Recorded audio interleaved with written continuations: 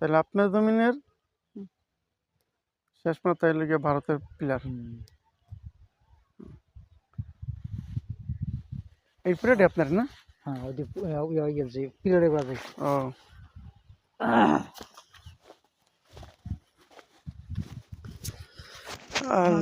আমাদের জাতীয় হ্যাঁ, খেত হলো এইটা। কোনটা? এইটা এই ব্যবসা, না, খেত খেত। ওই ক্ষেত। হ্যাঁ, জাতীয় খেত হলো এইটা। তখন এইটা এই খেতের টাকা বেশি। হ্যাঁ যত খেত ফেলাই না হ্যাঁ।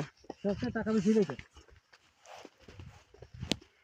ও এই ধান কন, গম কন, ভুট্টা কন, যা কিছু কন। এই আপনার তামাক চাষের পর আপনি কি বুনবেন? তার সাথে ধান বুনবো। তো এই বর্ষাকালকে পানি হয় এখানে?